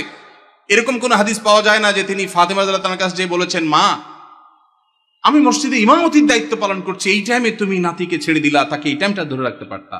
নবীজি এরকম বলেছেন বলে কোনো প্রমাণ পাওয়া যায় না। এই জন্য বাচ্চাদের টুকটাক মসজিদে আসা, তাদের ডিস্টার্ব করা, এটাকে মুরব্বীরা, চাচাজিরা, বাবাজিরা আল্লাহর ওয়াস্তে হজম করে নেবেন। আপনারা যদি ধমক দেন তো মনে রাখবেন, এই বাচ্চা মসজিদ থেকে যদি দূরে সরে যায় আপনার ধমকের কারণে, সারা জীবনের জন্য আপনি গুনাহগার হয়ে থাকবেন। এদেশের একজন প্রথম সারির বড় আলেম, প্রথম 10 জনের একজন হবে, নাম বললে সবাই 100% মানুষ চিনে যাবেন, আমি নাম বলছি না। ওনার ছেলে মদিনা ইউনিভার্সিটিতে তখন পড়ে, আমাকে বলেছিল ব্যক্তিগতভাবে, ভাই আল্লাহ আমাকে আলেম বানিয়েছেন, মাদ্রাসা পড়িয়েছেন, ইউনিভার্সিটিতে পড়ালেখা করে অনার্স করেছি, আমি ছাত্র বা শৈশবে ছোট জীবনে মসজিদ থেকে ধমক খাইছি এক মুরব্বীর, আমি মরণ পর্যন্ত ভুলবো না। আমার মনে কতটা আঘাত সেটা এঁকে দিয়েছে। বহু ধমক জীবনে খেয়েছি, কিন্তু ওই ধমকটা ভুলবো না। মসজিদে গিয়েছি বহুত আবেগ নিয়ে, অনুভূতি নিয়ে, একটু দুষ্টামি করেছি, যেই ধমক খেয়েছি আমার ভেতরটা কেঁপে উঠছে। আমি চিন্তা করি আমার জায়গায় একজন সাধারণ মুসলমান যে এতটা ইসলাম বুঝে না, হয়তো স্কুল কলেজে পড়েছে, সে যদি আঘাতটা পাইতো সে হয়তো নাস্তিক হয়ে যেত, সে হয়তো ইসলাম থেকে দূরে সরে যেত। এই জন্য মসজিদ থেকে বাচ্চাদেরকে ধমক দিবেন না। আদর্শ মসজিদের জন্য, বাচ্চাদের জন্য, যুবকদের জন্য, এমনকি মা বোনদের দ্বীনি শিক্ষার জন্য চিন্তা ভাবনা, ফিকির, তাদের জন্য পর্দা, প্রাইভেসি রক্ষা করে কিভাবে তাদেরকে দিনদার বানানো যায়, ফরজে আইনের ইলম শেখানো যায়, সেই ব্যবস্থাপনা থাকতে হবে। মসজিদ থেকে জনসেবামূলক কার্যক্রম থাকতে হবে। জনসেবার জন্য পয়সার দরকার নাই, ইচ্ছা যথেষ্ট। আমি একটা ক্যাম্পেইন শুরু করছি। প্রত্যেক এলাকায় যুবক ভাইয়েরা ইমাম সাহেবদের নেতৃত্বে এলাকা পরিচ্ছন্নতা অভিযানে নেমে যান। আপনার এলাকাটা সবচেয়ে ক্লিন রাখেন। প্রতিদিন এক ওয়াক্ত নামাজের পরে 10 মিনিট করে এলাকা ভাগ করে নেন। সারের বস্তায় করে সব ময়লা গালা কুড়িয়ে এক জায়গায় এনে সেটাকে জ্বালিয়ে দেন বা শেষ করেন, এলাকাকে পরিচ্ছন্ন করেন। আরো হাজারটা কাজ করা যায় পয়সা কড়ি ছাড়া। সামান্য একটু মেহনত করলে, পরিশ্রম করলে দেশের চেহারা আমরা পরিবর্তন করতে পারবো ইনশাআল্লাহ। আল্লাহ আমাদের সবাইকে মসজিদে নববীর মতো একটা বহুমুখী কার্যক্রম বিশিষ্ট মসজিদ আমাদেরকে করার তৌফিক নসিব করুন। আমাদের পরিবারে অনেকে অনেক সময় বড় রোগে আক্রান্ত হন, যেমন cancer, brain tumour, liver cirrhosis ইত্যাদি। এই ধরনের রোগের চিকিৎসার ক্ষেত্রে অনেকে তার পুরো সম্পদ বিক্রি করে ফেলে, নিঃস্ব হয়ে যায়। শরী দৃষ্টিকোণ থেকে কতটুকু সম্পদ ব্যয় করা উচিত এবং ইসলামের নির্দেশনা কি? যদি আল্লাহ না করুন কেউ দুরারোগ্য ব্যাধিতে আক্রান্ত হন, যার চিকিৎসায় লক্ষ লক্ষ টাকার দরকার হয়, তার জমি জমা বিক্রি করা লাগে, প্রশ্নকর্তা ভাইয়ের জানার বিষয় হলো তার টোটাল অ্যাসেট থেকে কত পার্সেন্ট তার নিজের ট্রিটমেন্টে খরচ করা যাবে? এর উত্তর হলো এর কোনো পার্সেন্টেজ শরীয়ত ঠিক করে দেয় নাই। তার ট্রিটমেন্টের জন্য যদি তার টোটাল সম্পদ বিক্রি করা লাগে, সেটা বিক্রি করার অধিকার ইসলাম তাকে পরিপূর্ণভাবে দিয়েছে। মানুষের সম্পদের ক্ষেত্রে শরীয়ত তাকে এতটা স্বাধীনতা দিয়েছে যে তার সম্পদ কি করবে না করবে এক্ষেত্রে কারোর সেখানে কোনো নাক গলাবার অধিকার, সন্তানদের এটা বলার অধিকার নাই যে বাবা তুমি নিজে চিকিৎসা সব খরচ করবো, আমরা কি করব, এটা বলার অধিকার নাই। অনেক কুলাঙ্গার সন্তান আছে, বাবার এরকম সিরিয়াস পর্যায়ে হয়ে গেলে জমি বিক্রি করতে দেয় না, বরং বাধা দেয়। আছে না নাই? মনে রাখবেন, বাপদাদার সম্পদ দিয়ে মানুষ ধনী হয় না, হলেও সেটা সাস্টেইন করে না, টেকসই হয় না। মানুষ নিজস্ব চেষ্টায় আল্লাহর অনুগ্রহে ধনী হয়। বহু বড় লোকের ছেলেরা একসময় রাস্তায় মানুষের কাছে হাত পাততে হয়। এজন্য বাবার সম্পদ, মায়ের সম্পদ, সেগুলোর জন্য কামড়াকামড়ি করা, তাদের হক নষ্ট করা, এগুলো আমাদের মূর্খতা। তবে হ্যাঁ, কেউ যদি মনে করেন যে দুরারোগ্য ব্যাধিতে আমি আক্রান্ত হয়েছি, এখানে ট্রিটমেন্ট করে আসলে লাভ হবে না, ডাক্তারদের অ্যাসেসমেন্ট অনুযায়ী মৃত্যুই নিশ্চিত এবং জটিল পরিস্থিতি, তাহলে সেক্ষেত্রে আমার বাচ্চারা তারা অসহায় হয়ে যাওয়ার চাইতে আমি সুন্নত হিসাবে ট্রিটমেন্ট করি, কিন্তু খুব বেশি অ্যাগ্রেসিভলি ট্রিটমেন্টের জন্য খরচ করবো না। এটা যদি কেউ সিদ্ধান্ত নেয় তো সেই এখতিয়ারও শরীয়ত ওই ব্যক্তিকে দিয়েছে। অবস্থা বুঝে তিনি ডিসিশন নেবেন। এরপরে প্রশ্ন, আমার বড় ভাইয়ের বউ বা আমার ভাবি পরকিয়া করেছেন, 5 বছর ধরে জানতে পেরেছে এবং পরকিয়ার মাধ্যমে একটা বাচ্চাও হয়েছে। এখন করণীয় কি? পরকিয়া এখন ঘরে ঘরে হয়েছে ভাই, জঘন্য ব্যাধিতে পরিণত হয়েছে। তো এইরকম যদি পরিস্থিতি হয়, ইসলামী শরিয়াত দৃষ্টিকোণ থেকে এটা সবচেয়ে বড় জঘন্য অপরাধ হয়েছে। ইসলামী বিচার ব্যবস্থা থাকলে এর সবচেয়ে কঠিন শাস্তি হতো, যেহেতু বিচারিকভাবে আইনগতভাবে সেটা কার্যকর করবার সুযোগ নাই, যেহেতু ইসলামী বিচার ব্যবস্থা নেই। এজন্য এটার বিচারের ভার কোনো এলাকার কোনো মোড়ল মাতবর কেউ নিজের হাতে নেওয়ার অধিকার কারোর নাই, সুযোগ নাই, খবরদার। তবে এইরকম পাপিষ্ঠ তার সাথে সংসার করার বিষয়ে যদি সে চরিত্রহীন এটা সাব্যস্ত হয়, চার চরিত্র সংশোধনের আশা না থাকে, তাহলে তাকে ডিভোর্স দিয়ে ভিন্ন কোনো চিন্তা তার স্বামী করতে হবে। আর যদি তিনি তার কৃতকর্মের জন্য অনুতপ্ত হয়ে আল্লাহর কাছে মাপ চান, যেহেতু ইসলামী বিচার ব্যবস্থা নাই, সেহেতু তার শাস্তি কার্যকর করবার উপায় নাই, কিন্তু তিনি তওবা করলে আল্লাহ তাআলা চাইলে মাফও করতে পারেন। এটা একান্ত তাদের বিষয়, আল্লাহর বিষয়। দোয়া কবুল হওয়ার জন্য মহান আল্লাহ তাআলার কাছে কিভাবে দোয়া করতে হবে? দোয়া কবুল হওয়ার জন্য প্রথম শর্ত হলো হালাল উপার্জন থাকা। হারাম উপার্জনকারী ব্যক্তির দোয়া কবুল হয় না। চুরি করে, ডাকাতি করে, টিন চুরি, গম চুরি করে এরপরে মক্কা শরীফ গিয়ে 2 হাত তুলে আল্লাহর কাছে চোখের পানি ফেলে দোয়া করছেন, হাদিস বলছে দোয়া কবুল হবে না, দোয়া কবুল হবে না। নবী করিম সাল্লাল্লাহু আলাইহি ওয়াসাল্লাম পরিষ্কার হাদিস আছে, অনেক দূর থেকে এলোমেলো চুল নিয়ে, ধুলোমলিন শরীর নিয়ে কেউ যদি কাবার চারপাশে হাত তুলে দোয়া করে, আন্না ইউস্তাজাবু লিযালিক, কিভাবে তার দোয়া কবুল হবে? নবীজি বলেছেন, কারণ দেহ, তার শরীর, তার সম্পদ হারাম দ্বারা গঠিত হয়েছে। এই জন্য দোয়া কবুলের জন্য প্রথম শর্ত হলো হালাল উপার্জন থাকা। কেউ যদি আগে হারাম উপার্জন করে থাকেন, এখন তওবা করবেন, মানুষের হক মেরেছেন, এখন ফেরত দিবেন, তারপরে আল্লাহর কাছে দোয়া করবেন, ইনশাআল্লাহ দোয়া কবুল হবে। দোয়া কবুলের দ্বিতীয় শর্ত হলো অন্তরের অন্তঃস্থল থেকে কায় মনোবাক্যে দোয়া করবেন, অন্য মনস্ক হয়ে না, দায় সারা ভাবে না, মনোযোগ দিয়ে দোয়া করবেন। দোয়া কবুলের জন্য আরেকটা গুরুত্বপূর্ণ শর্ত হলো হালাল বিষয়ে দোয়া করবেন, হারাম জিনিস আল্লাহর কাছে চাইবেন না, 2 নম্বর জিনিস আল্লাহর কাছে চাইবেন না। অবৈধ সম্পর্ক করার, কারোর সাথে অবৈধ রিলেশন করার, হারাম সম্পর্ক করার জন্য আল্লাহর কাছে দোয়া করবেন, এটা অবৈধ দোয়া, নাজায়েজ দোয়া, এটা করা জায়েজ নাই। বৈধ দোয়া করবেন, নেক দোয়া করবেন, ইনশাআল্লাহ আশা করা যায় আল্লাহ তাআলা দোয়া কবুল করবেন।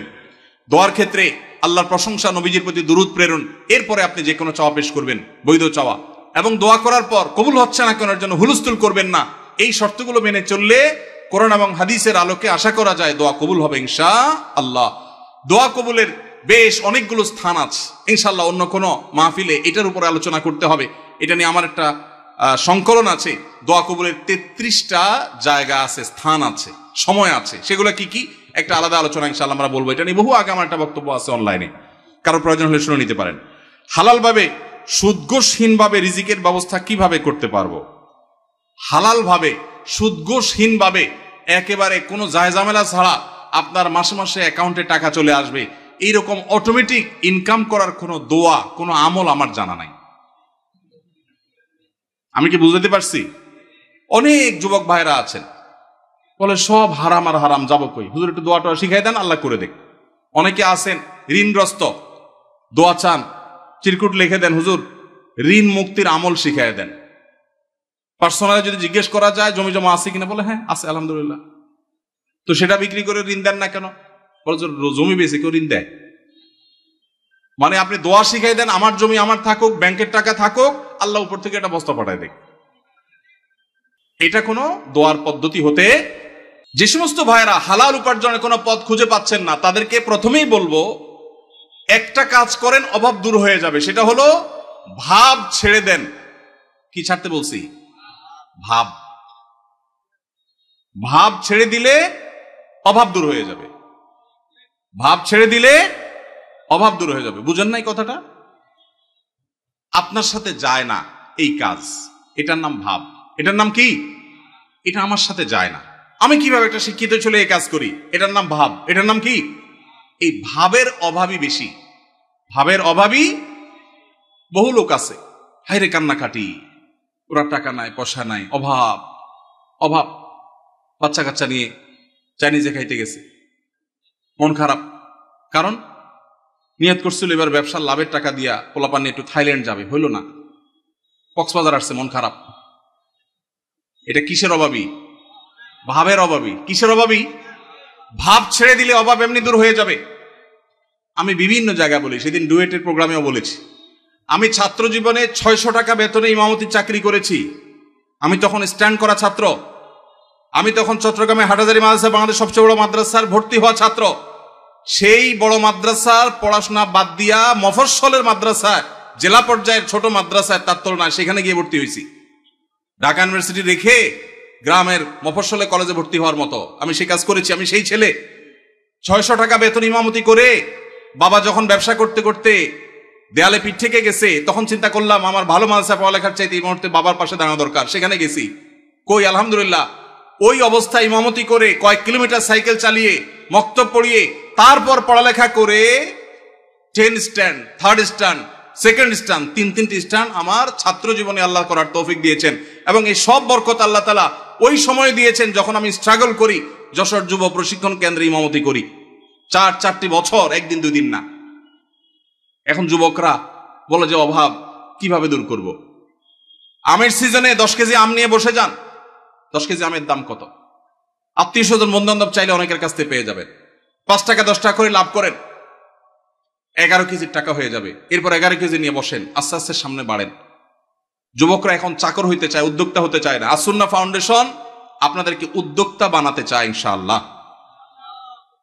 আমরা একটা সার্কুলার দিয়েছিলাম কিছুদিন আগে, আমাদের কাছে এমনি সাহায্যের জন্য আশা লোকের অভাব নাই। সার্কুলার দিয়েছিলাম যে যেই কোনো গরিব অভাবী যুবক তরুণ যে কোনো বয়সের মানুষ সে যদি আবেদন করে আর বলে আমার একটা দক্ষতা আছে, 100 লাখ টাকার পুঁজি হলে আমি পায়ের উপর দাঁড়াইতে পারবো, সে যদি এটা সুন্দর করে বুঝাইতে পারে তো ফাউন্ডেশন সেটা করবে। আপনারা জেনে অবাক হবেন, এই সার্কুলার দিয়ে 1-1.5 মাস গত হয়ে গেছে, এখনো পর্যন্ত আমরা তেমন কোনো আবেদন পাইনি। ফেসবুকে ওপেন সবার জন্য, যে কেউ গুগল লিঙ্কে ক্লিক করে দিতে পারে, কিন্তু উল্লেখযোগ্য আবেদন নাই। বেশিরভাগ যুবকই মনে করে যে একটা রেডিমেড সার্টেন অ্যামাউন্ট হয়ে গেলে আমার সব হয়ে যাবে। আল্লাহর সাথে চুক্তি করে আল্লাহ 1,10,000 দিলে চলবে, একটা বাইক, একটা ফোন আর ইউ টাইপের একটা বিজনেস আইডিয়া, ব্যাস। এই বংবাং মার্কা চিন্তা করে কোনোদিন অভাব দূর হবে না। পরিশ্রমী হতে হবে, পরিশ্রমী। রাজি আছেন তো ইনশাআল্লাহ? মুসলিম তরুণ কখনো অলস হতে, নবী সাল্লাল্লাহু আলাইহি ওয়াসাল্লাম দোয়া করেছেন, আল্লাহুম্মা ইন্নী আউযু বিকা মিনাল আজজি ওয়াল কাসাল, আল্লাহ আপনার কাছে অলসতা থেকে পানা চাই, আমি অলস হতে চাই না। আল্লাহর কাছে দোয়া করেছেন, সেখানে আমরা অলস থাকি। কোনো কাজকে ছোট মনে করবেন না, অলস হবেন না, যেখানে যা পাবেন পরিশ্রমী হয়ে লেগে যাবেন, ইনশাআল্লাহ আল্লাহ তাআলা আপনার হালাল উপার্জনের শত পথ বের করে দিবেন। চেষ্টা করা যাবে না ইনশাআল্লাহ?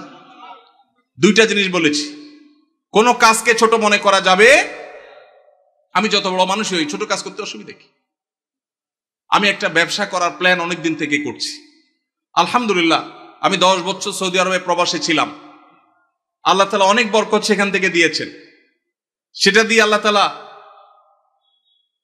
ছোট ছোট 2টি ফ্ল্যাট করার তৌফিক দিয়েছেন। 10 বছর চাকরি শেষে সৌদি আরবে এতগুলো টাকা একসাথে পাওয়া যায়, ওই যে ভাই জানেন, এই সবগুলো টাকা দিয়ে আল্লাহ তাআলা যে ছোট ছোট 2টি জায়গা দিয়েছেন, তার ভাড়ার টাকা আসে, আমার ডাল ভাত খেয়ে বাঁচা যায়। তারপর আমি ব্যবসা করতে চাই, কারণ আমি চাই যে আমার ভাইয়েরা, আমার দিনী ভাইয়েরা, তারা শিখুক যে পরিশ্রম করতে হয় হালাল উপার্জনের জন্য, অন্যের উপার্জনের পথ যেন খোলে সেজন্য চেষ্টা করতে হয়। এই জন্য সুদ ঘুষ ছাড়া, হারাম ছাড়া উপার্জনের পথের জন্য কায়িক পরিশ্রম শুরু করে দেন, চেষ্টা করা শুরু করে দেন। আসুন্নাহ ফাউন্ডেশন স্কিল ডেভেলপমেন্ট ইনস্টিটিউটে বেকার তরুণদেরকে প্রশিক্ষণ দেয়। প্রশিক্ষণের পর কাউকে পুঁজি দিয়ে ব্যবসা দেওয়া, কাউকে চাকরি দেওয়া, কাউকে বিদেশে চাকরির সন্ধান করে দেওয়া, এই কাজটা আসুন্নাহ ফাউন্ডেশন করছে, শত শত যুবকের জন্য করছে। ওপেন ফর অল, সামনে রমাদান উপলক্ষে স্মল বিজনেস ম্যানেজমেন্টের কোর্সের জন্য আবেদন করা হচ্ছে। দেশের যে কোনো জায়গা থেকে যে কেউ আবেদন করতে পারবে, আমাদের ফেসবুক পেজ দেখলে পাবেন।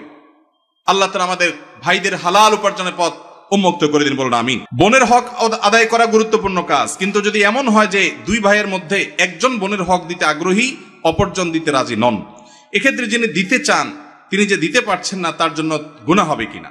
ভাইরা আমার, এই প্রশ্ন অনেকের। অনেক পরিবারে একজন ভাই আল্লাহ ভীরু, তিনি বোনের হক দিতে চান, আল্লাহর ভয় আছে, কিন্তু বাকি ভাইরা দিতে চান না। কি করবেন? উত্তর হলো, যে ভাই দিতে চান তিনি বাবার সম্পদ থেকে, ধরা যাক 2 ভাই আছেন, 1 বোন আছেন, ওই 1 বোনকে দিবেন বলে 1 ভাই রাজি না, আরেক ভাই রাজি। যিনি রাজি, বাবার সম্পদ থেকে 50% করে 2 ভাই ভাগ করে নিয়েছেন। যদি এমন হয়, তো যেই ভাই দিতে রাজি তিনি তার 50%-এর মধ্যে বোনের হক কতটুকু, কোন আলেমের কাছ থেকে জিজ্ঞেস করে যে আমার ভাগে কতটুকু আসছে, ততটুকু তিনি দিয়ে দিবেন। অপর ভাই যে তার ভাগের অংশটা দেন নাই, এর জন্য তিনি আল্লাহর কাছে বুঝবেন। এখন যদি আপনি মনে করেন 1 ভাই যদি দিতে চাচ্ছেন, আমি কি করব? আপনার করার আছে, আপনার অংশ থেকে আপনি আপনারটুকু দিয়ে দিবেন, ইনশাআল্লাহ আল্লাহর কাছে আপনি দায়মুক্ত হয়ে যাবেন। কেউ মারা গেলে বা ধর্মীয় পরিচয় দিতে গেলে বলা হয় তিনি সম্ভ্রান্ত মুসলিম পরিবারে জন্মগ্রহণ করেছেন। আমার জানার বিষয় হলো, সম্ভ্রান্ত পরিবার বলতে কি বোঝানো হয়? ভাইরা আমার, খুবই প্রয়োজনীয় একটি প্রশ্ন। বহু আগে আমি, আমার ফেসবুক আইডি ছিল একটা, আইডিটা ডিঅ্যাক্টিভ হয়ে গেছে, নাই এখন আর। সেখানে আমি এই বিষয়ে একটা ছোট্ট স্ট্যাটাস লিখেছিলাম, অন্তত 10 বছর আগে হয়তোবা। এটা খুবই গুরুত্বপূর্ণ বিষয়। আপনারা প্রায় শুনবেন কোন নেতা, কোন পয়সাওয়ালা বা যে কোনো মানুষ মারা যাওয়ার পর তার ব্যাপারে কোনো নিউজ করা হলে বা কোথাও লেখা হলে, এমনকি পরিচয় দিতে গেলে, ধর্মীয় পরিচয় দিতে গেলে বলা হয় তিনি অমুকের ছেলে অমুক, তিনি অমুক গ্রামের একটি সম্ভ্রান্ত মুসলিম পরিবারে জন্মগ্রহণ করিয়াছেন। আপনারা পড়ছেন না, পড়েন না এরকম লেখা? এই যে সম্ভ্রান্ত মুসলিম পরিবার বলা হয়, এটা আমার একান্ত ব্যক্তিগত দৃষ্টিভঙ্গি। এটা আমি মনে করি খুবই গর্হিত একটা শব্দ। এমনি সম্ভ্রান্ত শব্দ এই শব্দ নিয়ে ভিন্ন আলাপ আছে, আমি সেদিকে যাচ্ছি না, শব্দ বিশ্লেষণে যাচ্ছি না। সম্ভ্রান্তে বলতে বোঝানো হয় আশরাফ, অভিজাত, কুলীন। তারপরে আশরাফ মানে খুব বেশি সম্মানীয়। এই যে বংশ এবং পরিবারের মধ্যে কুলীন আর অকুলীন, এই ভেদাভেদ কাদের মধ্যে আছে? হিন্দু ভাইদের মধ্যে আছে, ঠিক না? ঠিক। হিন্দুদের মধ্যে জাতের ব্যবধান আছে না নাই? হিন্দুদের মধ্যে সব জাতের মানুষ কি সমান? তাদের মধ্যে সম্ভ্রান্ত জাত আছে, আবার একেবারে অসম্ভ্রান্ত জাত আছে। মুসলমানদের মধ্যে কিরকম সম্ভ্রান্ত অসম্ভ্রান্ত বলতে কোনো ভেদাভেদ আছে? আল্লাহ বলেছেন পরিষ্কার ভাবে, এই আল্লাহ তাআলা এই পরিবারের পরিচয় সম্পর্কে বলেছেন, ইন্না খালাকনাকুম শুউবান ওয়া কাবাইলা, বিভিন্ন গোত্রে বিভিন্ন পরিবারে তোমাদের সৃষ্টি করেছি, লিতাআরাফু, পরিচয়ের সুবিধার্থে, চেনার সুবিধার্থে। ইন্না আকরামাকুম ইনদাল্লাহি আতকাকুম, তোমাদের মধ্যে সবচেয়ে বেশি মর্যাদাবান সে যার ভিতরে তাকওয়া সবচেয়ে বেশি। পারিবারিক পরিচয়, বংশগত পরিচয়ের ভিত্তিতে কখনো মর্যাদার তারতম্য হবে না। অতএব সম্ভ্রান্ত আর অসম্ভ্রান্ত মুসলমানদের মধ্যে এই ধারণাটাই হলো হিন্দু থেকে আসছে এবং একটি ভুল, একটা অপসংস্কৃতি। এটা আমাদের দূর করতে হবে এবং ত্যাগ করতে হবে ইনশাআল্লাহ। ইমাম সাহেবের পূর্বে মুক্তাদি সালাম ফিরালে নামাজ হবে কিনা? এটা অনেকের হয় না? হয় না? যাদের একটু তাড়াহুড়ার রোগ আছে, ইমাম সাহেব একটু কাশি দিতে গেলে মনে করে সালাম দিছে, সালাম ফিরে ফেলে। হয় কি হয় না? কিছু লোক আছে দেখবেন ট্রেনের মধ্যে একটু তাড়াতাড়ি যাওয়া দরকার, তো এদিকে জোর করে বগিরে মাথা হাঁটে। কেন? তার তাড়াতাড়ি যাওয়া দরকার। সে বেশি জোরে হাঁটলে কি ট্রেন তাড়াতাড়ি চলবে? আগে পৌঁছাবে, কিন্তু সে চেষ্টা করে। তো আপনি যতই হুলস্থুল করেন, ইমামের আগে তো নামাজ শেষ করতে পারবেন না। তো এই জন্য ইমামের আগে কোনো কাজ করা এটা ভুল। নবী সাল্লাল্লাহু আলাইহি ওয়াসাল্লাম বলেছেন, ইন্নামা জুইলাল ইমামু লিইউতাম্মা বি, ইমাম দেয়া হয়েছে তাকে অনুসরণ করবার জন্য। ইমাম যখন রুকুতে যায় তারপরে রুকুতে যাবা, যখন সিজদা যায় তারপরে সিজদা দিবে, যখন সালাম ফিরে তারপরে সালাম দিবে। এ হলো নবী সাল্লাল্লাহু আলাইহি ওয়াসাল্লামের নির্দেশ। অতএব ইমাম সালাম ফেরানোর আগে সালাম ফিরানো যাবে না। যদি কেউ ইমাম সালাম ফেরানোর আগে সালাম ফিরিয়ে ফেলেন, তাহলে হানাফি মাযহাবের ওলামাদের মতে নামাজ হয়ে যাবে, কিন্তু এরকম করাটা মাকরুহ। আর অন্য অনেক ইমামদের মতে নামাজই হবে না, কারণ ইমামরা আনুগত্য করা ওয়াজিব। যেহেতু আমাদের এদেশে বেশিরভাগ মানুষই হানাফি ফিক ফলো করেন, হানাফি ফিক হানাফি মাযহাব অনুযায়ী এটা মাকরুহ তাহরিমি, এটা করা উচিত না। কখনো যদি ভুলে হয়ে গেছে তাহলে সেটা মাকরুহ হবে না, সেটা মাফ। এটা অবশ্য সবার মতে, ভুলে হয়ে গেলে গুনাহ হবে না, নামাজ হয়ে যাবে ইনশাআল্লাহ তাআলা। তাহলে হানাফি মাযহাবের ওলামাদের মতে নামাজ হয়ে যাবে, কিন্তু কাজটা অনুচিত। আর যদি একান্ত অসতর্কতাবশত হয়ে যায় তাহলে সেটা মাফ, কোনো অসুবিধা নেই, নামাজ তো সর্বাবস্থায় হবে। রবিবারে বাঁশ কাটা অমঙ্গল, এই কথার কোনো ভিত্তি আছে কিনা? এটা কুসংস্কারের জন্য কথা ভাই। ছেলে মেয়ে পালিয়ে বিয়ে করলে তাদের বিয়েতে সাক্ষী হওয়া জায়েজ আছে কিনা? পালায় মিরাক বিয়ে করবে কেন? পালায় এত মানুষ চুরি করে, অথবা চুরি করার পরে পালায় যায়, ঠিক না? ঠিক। হয় পালায় চুরি করে, আর নাহলে চুরির পরে ধরা পড়লে পালায় যায়। বিয়েকে ভালো কাজ না খারাপ কাজ? এই ভালো কাজটা পলায় কেন করবে? বাবা মাকে জানায় করতে হবে। কোন ছেলে মেয়ে এরকম পলাপলি করে বিবাহ করতে গেলে তাদের বিবাহের সাক্ষী না হয়ে পারলে ধরে বাপ মার কাছে নিয়ে আসবেন, এনে বলবেন, চাচা এবার আপনি বিয়ের ব্যবস্থা করেন, আমি এবার সাক্ষী হই। আমি পলাপলির বিয়েতে সাক্ষী কেন হতে যাব? এটা বন্ধ হওয়া উচিত। এবং বন্ধু হিসাবে ওই বন্ধুর উপকার করতে চাইলে কোনোভাবে কলা কৌশলে চাচা চাচিকে রাজি করিয়ে বিয়ের ব্যবস্থা করবেন, কিন্তু পলাপলি করে যেন তারা বিয়ে না করে, প্রয়োজন অপেক্ষা করে বাবা মাকে রাজি করার চেষ্টা করে, সেটা তাদেরকে বোঝাবেন। ওয়াকফকৃত না হলে মসজিদে জুমার নামাজ পড়া যাবে কিনা? যদি কোনো মসজিদে ওয়াকফ করা হয়নি, টেম্পোরারি মসজিদ, অন্য কারোর জায়গায় নামাজ পড়া হচ্ছে, তিনি অনুমতি দিয়েছেন, জুমা হবে। ওয়াকফ করা জুমা হওয়ার জন্য শর্ত না, মসজিদের মর্যাদা পাওয়ার জন্য ওয়াকফ করা শর্ত। ইতিকাফের জন্য মসজিদের মর্যাদা পাওয়া শর্ত, ওয়াকফ করা শর্ত। কিন্তু জুমা টেম্পোরারি কোনো জায়গায় কেউ ভাড়া দিয়েছেন বা অনুমতি দিয়েছেন, বা আপনার কোনো ফ্ল্যাটে মসজিদে কোনো বিশেষ পরিস্থিতি যাওয়ার পরিবেশ নাই, অথবা বিদেশে মসজিদ দূরে কোনো শহরে মসজিদ নাই, তখন যে কোনো জায়গায় ওই জায়গার মালিকের অনুমতি থাকলে, বাধা না থাকলে সেখানে জামাতে জুমার নামাজ পড়া যাবে। উকিল বাবার সাথে দেখা করা জায়েজ আছে কিনা? বাবা বলা যাবে কিনা? উকিল বাবা হলো 2 নম্বর বাবা। আমাদের সমাজে উকিল বাবার প্রথা অনেক বেশি আছে, আপনাদের এলাকায় আছে? এটা হলো 2 নম্বর বাবা, নকল বাবা, নকল। এই নকল বাবা হওয়াও জায়েজ নাই, এই নকল বাবা বানানো জায়েজ নাই। ভাইরা আমার, বিয়ে শাদীতে আমাদের দেশে মনে করা হয় যে একজন উকিল বাবা লাগে, এরকম একটা ধারণা আছে না নেই? মেয়ের ইজিন আনার জন্য গায়রে মাহরাম একজন উকিল বাবা হয়, অনেক সময় যায় অনুমতি আনে।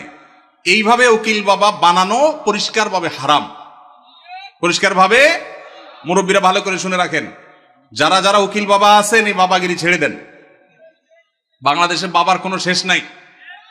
খাজা বাবা, উকিল বাবা, ন্যাংটা বাবা, কত বাবা আছে। আল্লাহ তাআলা এই সমস্ত নকল বাবা থেকে আমাদেরকে হেফাজত করুন। বিয়ে উপলক্ষে কোনো উকিল বাবা টাবা চলবে না। নিজের বাবা বেঁচে থাকলে সেই বাবা তিনি নিজে নিজের সন্তানের বিয়ে দিবেন, ব্যাস। মেয়ের অনুমতি বাবা আনতে যাবেন। জাজ্জল্যমান বাবা উপস্থিত, আগাগোড়া 5 হাতি বাবা আছে, এরপরও দেখা যায় আরেকজন উকিল বাবা সেজে সেখানে নাটক করতে যায় অনুমতি আনার জন্য। এই নাটক করা জায়েজ নাই, পরিষ্কারভাবে হারাম, পর্দাহীনতার কারণে। বিশেষ করে গায়রে মাহরাম কেউ যখন উকিল বাবা সাজে, ওই মেয়ে সারা জীবন তারে বাপ ডাকে, খানা খাওয়ায়। এটা আমাদের সামাজিক মানে একটা কুসংস্কার বলতে পারেন, এর সাথে ইসলামের কোনো সম্পর্ক। যুবকরা বিয়েতে কোনো উকিল বাবা যেন না থাকে। মুরব্বীরা যারা যারা যার যার বিয়ের উকিল বাবা আছেন, আল্লাহর হস্তে বাবাগিরি ছেড়ে তওবা করে আল্লাহর কাছে চলে আসেন, চেষ্টা করবেন তো ইনশাআল্লাহ। এই উকিল বাবার নাম দিয়া পর্দাহীনতা 2 নম্বরই 1000টা জিনিস হয়। নিজের বাবারই খবর নাই, কিসের আবার উকিল বাবা? হ্যাঁ, উকিল বাবার লগে বললো ভাগছে কোন মেয়ে। আল্লাহ মাফ করুক আমাদেরকে। ওই যে বেশরিয়তি কাজ করলে তো একটা না একটা অঘটন ঘটবেই, এই জন্য এই সমস্ত অন্যায় কাজ করা যাবে না। জনাব, আমার ভাগ্নির একটা ছেলে ও মেয়ে 3-4 বছরের বাচ্চা আছে। তার স্বামী ঝগড়া অবস্থায় তালাক শব্দ ব্যবহার করেছে। সবাই এই সংসার মিলায়া দিয়েছে 2 বছর পূর্বে। এখন আবার গত 20 দিন আগে 3 তালাক ঝগড়া অবস্থায় দিয়েছে। এখন তওবা পড়ে নেওয়া যাবে কিনা জানাবেন। তালাক হলে মসজিদে হারামের শেখ সুদাইস সহ অন্য যত ইমাম সাহেবরা আছেন, ওনারা সবাই যদি এনে ওনাদেরকে আনানো হয়, ওনারা আসার পরও যদি জামাই বউকে তওবা পড়ায় দেয়, তারপরও সে বিয়ে টিকবে না। এই মাসআলাতে পৃথিবীর কোনো আলেমের কোনো ভিন্ন মত নাই। তালাক যদি হয়ে যায়, তওবা দিয়া সেটা কখনো রিকভার হয় না। এটা হলো ছুরি মারার মতো, দিলাম ছুরি মেরে, এরপরে তওবা করলাম, সরি বললাম, জিব্বা কামড়াইলাম, ইমাম সাহেব এসে আমার তওবা পড়াইলো, উনি তো জীবিত হয়ে যাবে না? হবে? সালাসুন জিদ্দুহুন্না জিদ্দুন ওয়া হাজলুহুন্না জিদ্দুন। আমার অনেক দিনের একটা শখ, তালাক নিয়ে একটা ওয়াজ করব, 2 ঘন্টার একটা ওয়াজ করব। কারণ এদেশে ঘরে ঘরে চুন থেকে নুন খসলেই তালাক দিয়ে দেয়। এরা হলো ছোট লোক। এরা কোন লোক? কথায় কথায় যারা স্ত্রীকে তালাকের কথা বলে, এই পুরুষগুলো হলো ছোট লোক। মহিলাদের খুশি হওয়ার কারণ নাই। কথায় কথা যে মহিলা বলে আর করবো না, তোমার সংসার বাবা বাড়ি চলে যাব, এরাও ছোট লোক। আল্লাহ তাআলা আমাদেরকে এই ছোট লোক থেকে বাঁচার তৌফিক নাসিব করুন। নির্লজ্জের মতো কিছু হলে তালাকের কথা বলে। আমি এই ঘটনা বহু জায়গায় বলছি। আমার এক হুজুর ছিলেন, তালাকের মাসালা জিজ্ঞাসা করতে আসলে আগে ধরে কষায়া পিটা দিতেন, এরপরে মাসালা দিতেন। এখন এই মাসালা যার জন্য জিজ্ঞাসা করছেন, এই আমলটা আমি করতে পারতাম তো। আসেনি এখানে আসামি? আসেনি? ভাইগা গেছে? আসামি বলে ভাগছে প্রশ্ন দিয়া। ভাইরা আমার, চুন থেকে নুন খসলে তালাক দেওয়া জঘন্য অপরাধ, খুবই খারাপ অভ্যাস। যুবক ভাইরা, বউয়ের সাথে ঝগড়া লাগলে আমি বলি, পারলে একটা চিমটি দিয়েন, একটা ধাক্কা দিয়ে দিয়েন, আল্লাহর রাস্তায় তালাক দিয়েন না। চিমটি ধাক্কা যদি বেশি দেন, ব্যথা বেশি পায়, আপনার বিচার করা যাবে, এটার একটা রিকভার করা যাবে, তওবা টবায় কাজ হবে। কিন্তু তালাক দিয়া বসছেন, তওবায় কাজ হবে না। এই মাসআলায় তাদের সংসার করা না করার বিষয়ে এলাকার বড় আলেম বা বড় মাদ্রাসা গিয়ে কি ঘটছে পুরো বিস্তারিত জেনে তারপর উত্তর নেবেন। কারণ কোন বিশেষ কেস নিয়ে আমরা প্রশ্নোত্তর এরকম সেশনে উত্তর দেই না যে হ্যাঁ আর সংসার নাই বা আছে। কারণ তালাকের মাসআলায় ভাবে উত্তর দেওয়া যায় না, পুরো ডিটেল জানতে হয়। এটা কোনো আলেম বা কোনো দারুল ইফতায় গিয়ে কোনো ফতোয়া গিয়ে জেনেও তারপরে সেটা অনুযায়ী সমাধান করবেন। কিন্তু এইটুকু জেনে রাখেন, তালাক যদি হয়ে যায়, তওবা পড়ায় কোনোদিন তালাক টিকানো, সংসার টিকানো যায় না। এই জন্য তালাক দিতে সাবধান। কখনো মুখ ফসকের আগের চোটে তালাক দিবেন না। তালাক দিতে হলে ঠান্ডা মাথায় পরামর্শ করে ডিসিশন নিয়ে তারপরে সামনে আগাবেন। আল্লাহ আমাদেরকে তৌফিক দান করুন। যে সমস্ত মেয়ের বাবারা মোটা অঙ্কের মোহর ধার্য করেন এই ধান্দায়, এরা নিকৃষ্ট বাবা। এই নিকৃষ্ট বাবাদের কপালে কখনো দুঃখ ছাড়া সুখ আসবে না। অনেক বাবা আছেন মোহর ধরেন 10 লাখ 20 লাখ, কেন? যাতে না ছুটে। এ ভাই, টাকা বেশি ধরলে কি বিয়ে বেশি টিকবে? মুরব্বী যারা আছেন খবর নেন, অল্প স্বল্প মোহরের টাকা ছিল, কিন্তু বিয়ে মাশাআল্লাহ এখনো টিকে আছে। আর যুবক 10 লাখ 20 লাখ মোহরের টাকা ফুটুস ফুটুস করে ভাঙে। ঠিক না ভাই? ঠিক। বাবাজির মোহরের টাকা কত ধরা হয়েছিল? বাবাজি, আপনার মোহর কত ধার্য হয়েছিল? 2 লাখ। কত আগে বিয়ে করছেন আপনি? হ্যাঁ, 89 সনে। আপনি কি বড় লোকের ছেলে নাকি? সাধারণ মানুষ। আচ্ছা, সত্য সত্য বলেন, 2 লাখ কে দিছিলেন? চাচিরে দিছিলেন আপনি? সবর সবর সবর দিছিলেন? সম্পদ দিছেন? 2 লাখ হবে সেটা? আলহামদুলিল্লাহ, তাহলে তো দিছেনি। আপনারা এতক্ষণ ঠিক ঠিক বলে তো লাভ হলো না। মুরব্বী তো ঠিকই দিচ্ছেন মাশাআল্লাহ। 2 লাখের সম্পদ দিয়ে দিচ্ছেন চাচিরে, ওইটা আবার ফেরত ফেরত নেন নাই তো? নেওয়ার কোনো দান্দা টান্দা নাই তো? আলহামদুলিল্লাহ। হ্যাঁ, কার 2000? চাচা একটু দাঁড়ান তো বাবা, একটু দাঁড়ান, একটু দাঁড়ান। নারায়ে তাকবীর। বাবাজির মোহর কত ছিল? 2000 কত আগে বাবা? হ্যাঁ হ্যাঁ, কত আনুমানিক? 60 বছরে 2000 তো এখন 20 লাখ টাকার সমান মনে হয়। ওই টাকা কি সে আমলে শোধ করছেন না এখনকার আমলে এসে শোধ করছেন? হ্যাঁ, দিয়া ফেলাইছেন তখনই? তাহলে আস্তে আস্তে দিছেন, আলহামদুলিল্লাহ। এটা একটা দৃষ্টান্ত উজ্জ্বল মাশাআল্লাহ। তো 2000 টাকার বিয়ে টিকছে তো? আছে তো চাচি? আছে তো? চাচি বেঁচে আছে? মারা গেছেন? আলহামদুলিল্লাহ, বিয়ে টিকছে। আল্লাহ চাচিকে দুনিয়া থেকে নিয়ে গেছেন, আল্লাহ তাকে জান্নাতুল ফেরদৌস নসিব করুন। মেয়ের বাবারা যারা মনে করেন বড় অঙ্কের মোহর ধার্য করলে বিয়ে টিকবে, এটা একটা নষ্ট চিন্তা। শুরুতেই যদি বিয়ে ভাঙার চিন্তা করেন, এখানে বরকত কোত্থেকে আসবে? ইন্না আযমান নিকাহি বারাকাতান আইসারুহা মাউনাতান। যে বিয়েতে সবচেয়ে মোহর কম থাকে সেটা বেশি বরকতময় হয়। এই জন্য 10 লাখ 20 লাখের ভিতরে বরকত নাই। হ্যাঁ, কারণ আল্লাহ তাআলা সামর্থ্য দিয়েছে অনেক, সে 10 লাখ কেন 10 কোটি দিল ভিন্ন কথা। সামর্থ্য নাই, ছেলে বেতন পায় 10,000, মোহর ধরছেন 10 লাখ টাকা। এটা ফাজলামতি ছাড়া আর কিছু হতে পারে না। তো এই বিয়ে বাণিজ্য, তালাকের বাণিজ্য করবেন না। আল্লাহ আমাদের সবাইকে বুঝার তৌফিক নসিব করুন। ভাইরা আমার, রাত হয়েছে, আমরা আর কথা বাড়াতে চাই না। যে বাকি প্রশ্নগুলো আছে সেগুলো প্রশ্ন উত্তর ইনশাআল্লাহ আমরা অন্য কোনো মজলিসে দেওয়ার চেষ্টা করব। আজকের এই ঢুলিপাড়া ঐক্য পরিষদের যে মাহফিলে যে আলোচনাগুলো আমরা শুনলাম, আল্লাহ তাআলা আমাদের সবাইকে সে আলোচনা অনুযায়ী আমল করার তৌফিক দান করুন, বলুন আমিন। আল্লাহ তাআলা আমাদের সবাইকে এই মাহফিল থেকে দ্বীন এবং ঈমানের শিক্ষা নিয়ে যাওয়ার তৌফিক দান করুন।